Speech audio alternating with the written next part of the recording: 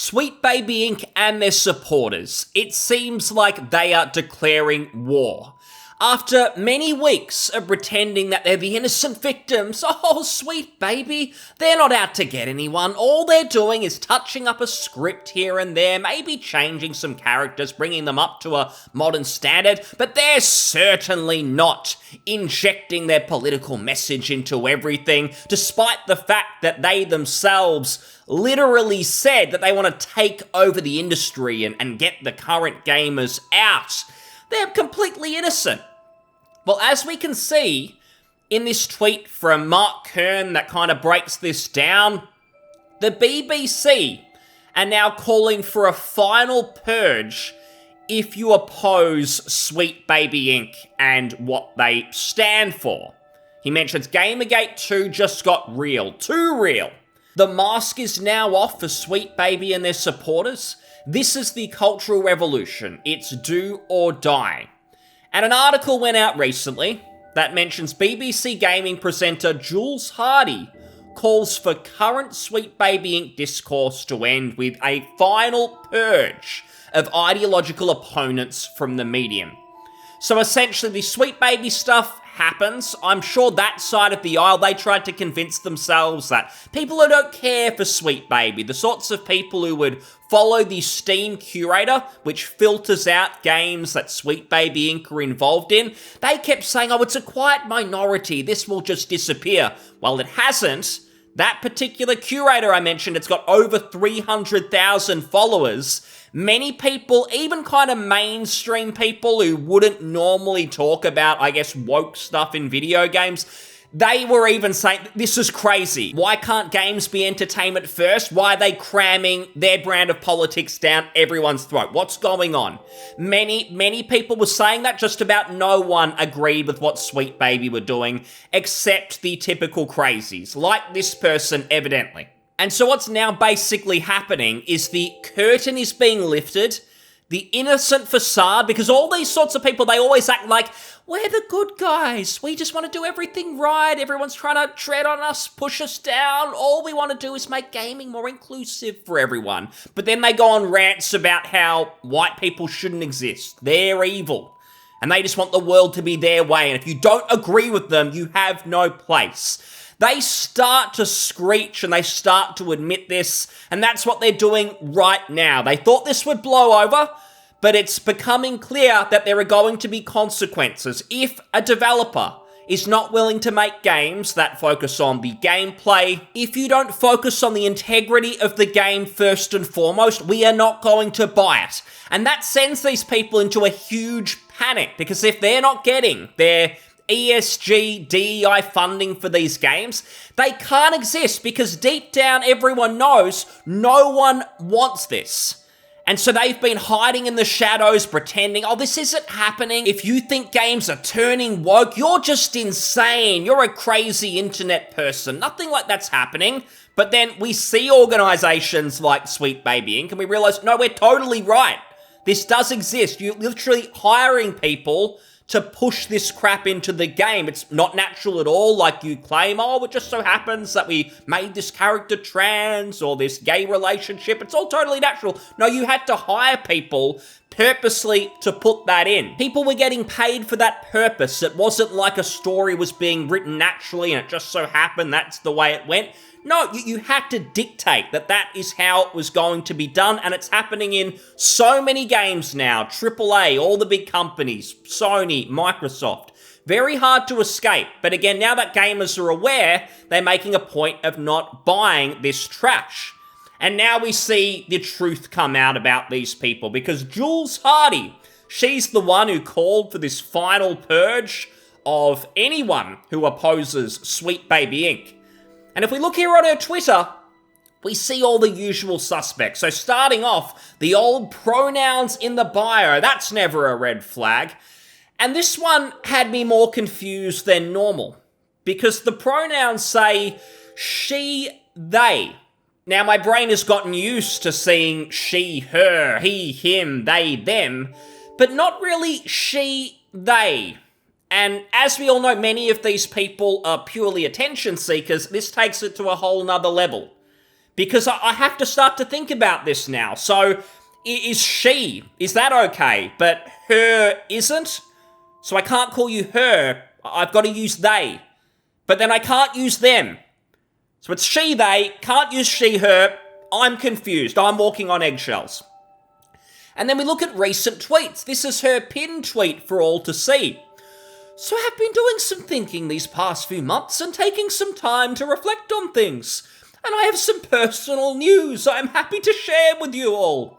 I am non-binary, waves. Okay, bravo, fantastic. And I think we all know that the round of applause and the accolades was the only reason that you had to announce this. We could also see the most recent tweet is reposting this, where we see, "Hi nerds, ever wanted to learn about a career in games?" And we see this gaming expo. Look at these experts who are going to tell us about how to make games. These really look like people who I'd love to have producing a video game for me to play. Whoa, what a world that we live in. But the original tweet that Jules Hardy made was this: "Can we agree that for round 2 of this," and by that she's referring to Gamergate, the mythical Gamergate, "it can be the final purge of these kind of gamers." So absolutely mask off, holding nothing back. This is a mainstream person. This isn't a random tweeter with an anime profile picture getting 3 likes on their tweet. This person works for the BBC, and they're calling for the purge of people. If this was anyone on the other side who said anything like this, if they said, "Oh my god, the employees at Sweet Baby need to be purged," these people would be going crazy. They'd be doxing them. They'd be calling up the FBI. The FBI would probably show up at that person's door. They'd probably take that quite seriously. But when it's this person at the BBC, it's, "Oh, this doesn't matter. I mean, she's probably right, to be honest. These toxic gamers, we need to get rid of them." There's going to be plenty of people, sadly, in agreement with this crazy individual. And she goes on to say, "It's 2024. I've been arguing about this for decades. You've been calling for the purge of people that you don't like for decades? Who are you?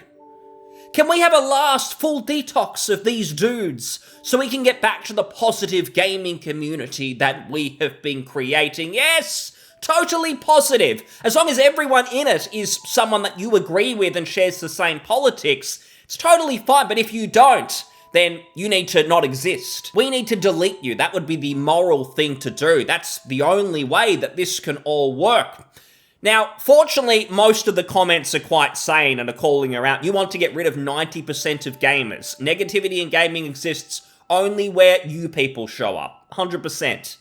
Tiny minorities don't get to purge anything. Yes, because these people, they've tried to act like, "Oh my god, anyone who doesn't like Sweet Baby," or in this case, Black Girl Gamers, who I'll speak about in a minute, because they're another consultancy very similar to Sweet Baby, and that's what sort of instigated her making this insane tweet in the first place about purging gamers that she doesn't like. These people have acted like most agree with her. Most think like Sweet Baby and their employees, that all games, politics first, entertainment, integrity of the game a very distant second. They think most people share this mindset. They don't.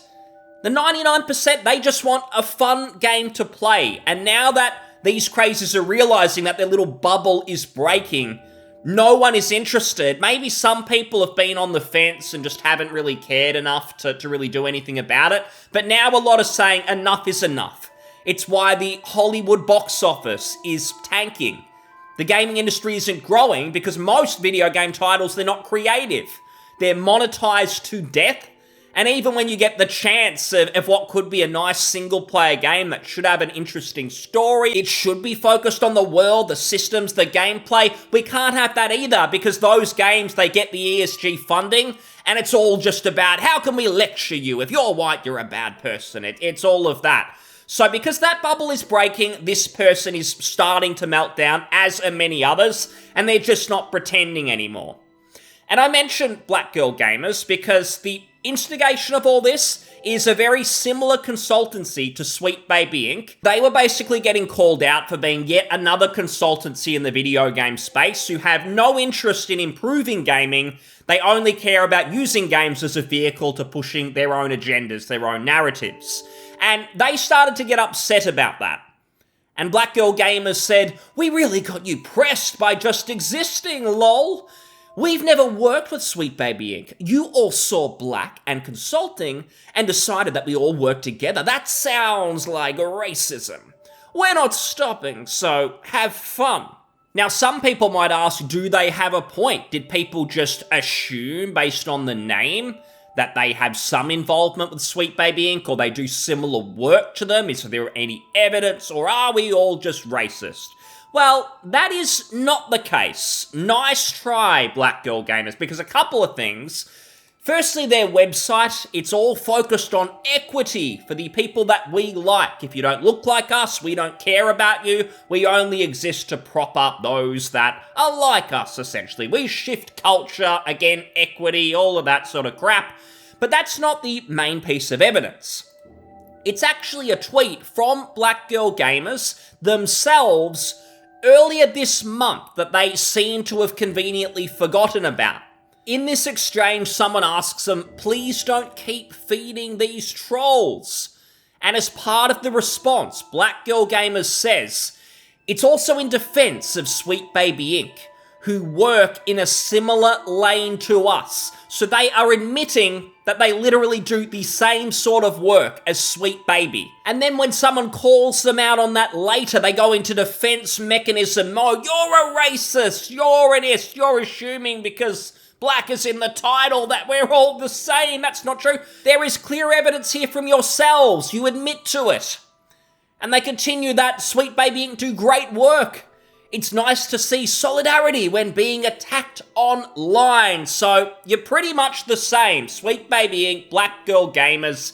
There are dozens of these consultancies who don't give a toss about video games. All they care about is their politics, banging on about it day in, day out.